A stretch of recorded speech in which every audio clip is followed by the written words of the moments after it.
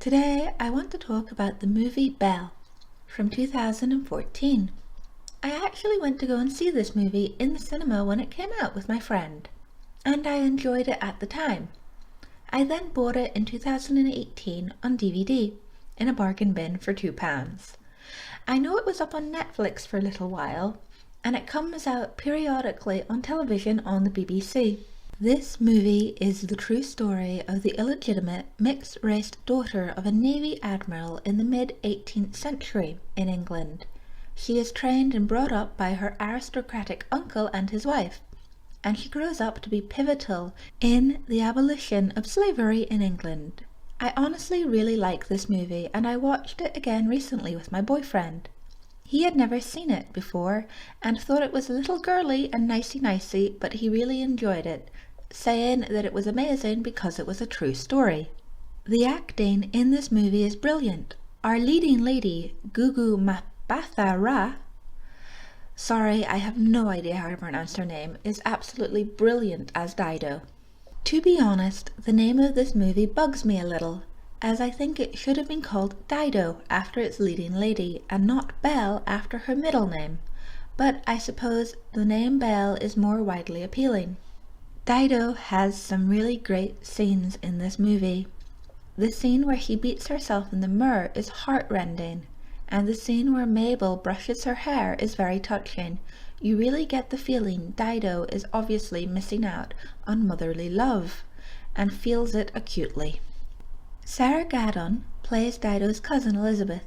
She is very beautiful and also plays the role of a flighty, lovesick Georgian lady very well. And she has some rather funny lines. For example, when she is distracting her two aunts and her new beau so Dido can leave the house without being spotted, she says, "I cannot wait to show you Mama's chrysanthemums." I don't know why, but I found that line very funny. I thought it was so absurd. There is also the bit where she attempts to flirt with James Ashford by speaking French, for him to have to explain to her that he doesn't understand French. My second favourite character in this movie is James Ashford, and he is played by Tom Felton. Even though it is a very small role, I enjoyed it. Tom Felton can play a nasty character to perfection, and you know how I love a well-written, well-acted baddie. Though I do worry Tom Felton does get typecast quite a bit. I suppose that's what you get when you played Draco Malfoy for half your life.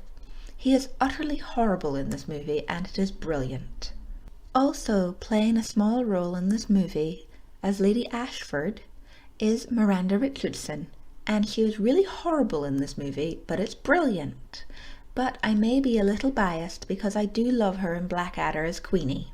The B story in this movie is about portraiture and the representation of class within portraiture. It is also part of the true story of Dido Belle, and if you want to know more about it, I would recommend the English Heritage YouTube channel, as they have a very interesting video on the topic. I will leave a link in the description if you are interested. This subplot shows Dido finding her place within her own family, though it is secondary to the main story. I feel it is just as important, because it is a window into the past. But I may be biased, as I really love portraiture. I once spent 3 hours in the National Portrait Gallery in London, staring at portraits painted by Hans Holbein, and driving my boyfriend mad with boredom. I feel this movie is a very good introduction to period drama, as it deals with the subject of race and belonging, which many people still deal with today. It is also easy to follow, and the language used in it is rather modern, and the costumes are beautiful enough to capture anybody's imagination. It is also rated a 12, so you can watch it with your family and not be worried it is suddenly going to turn into a raunchy bodice ripper, which is a trap that many period dramas fall into.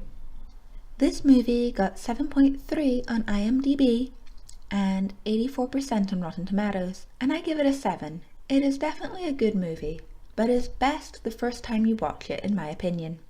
But what do you think? Be sure to let me know in the comments below. And as always, this is just my opinion. Please remember to help out and like this video if you enjoyed it.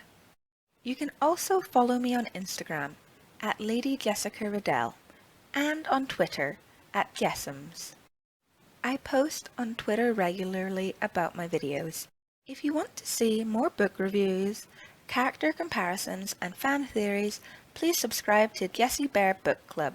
I try to post a new video at least once a week. See you next time on Jessie Bear Book Club. Bye!